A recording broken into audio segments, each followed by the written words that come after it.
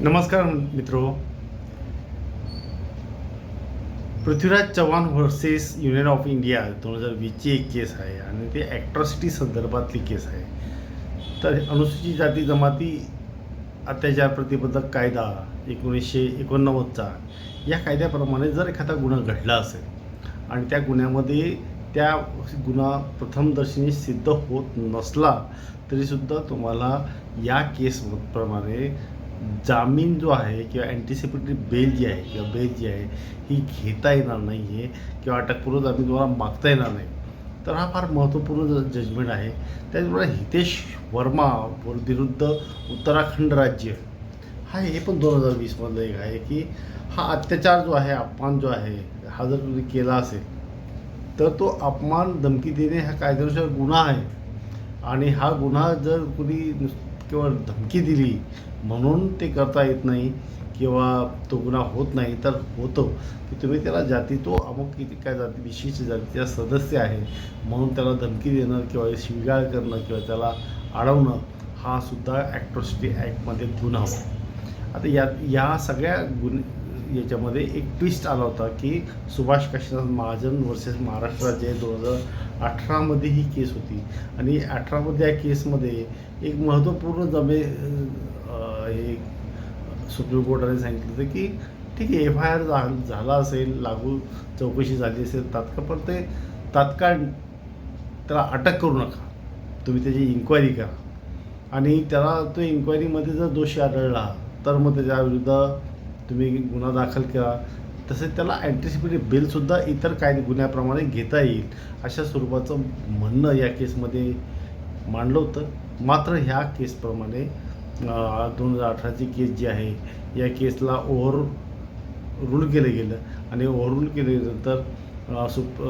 पार्लमेंटने याच्यामध्ये काही अमेंडमेंट करून पुन्हा जो कायदा जैसे ते केलं गेलं आणि पृथ्वीराज चव्हाणांची जी केस आहे याच्याप्रमाणे 18 प्रमाणे इतर केसेसमध्ये जसे तुम्हाला अँटिसिपेटरी बेल घेता येते तशी आता तुम्हाला घेता येणार नाही. आता दुसरी केस साजन साकिया विरुद्ध केरळ राज्याची ही केस आहे 2024मधली. याच्यामध्ये सांगितले अनुसूचित जातीमध्ये असला पाहिजे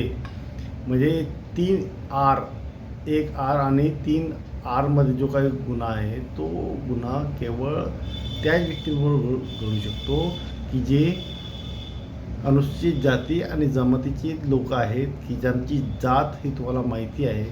आणि त्याचा अपमान करण्यासाठी किंवा त्याला हीन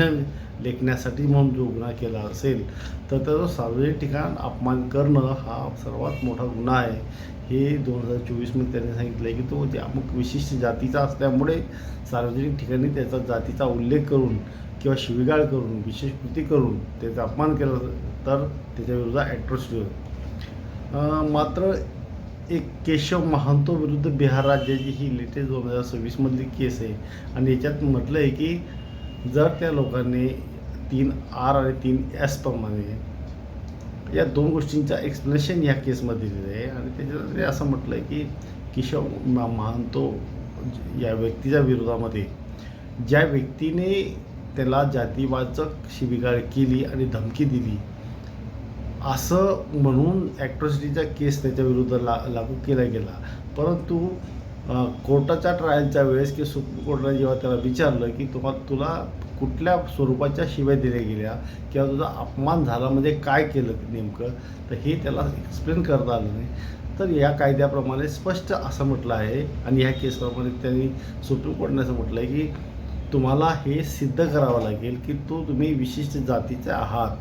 किंवा तुम्हाला त्यांनी कोणत्या प्रकारची जातीवाचक धमकी दिली हे आता सिद्ध करावं लागणार आहे.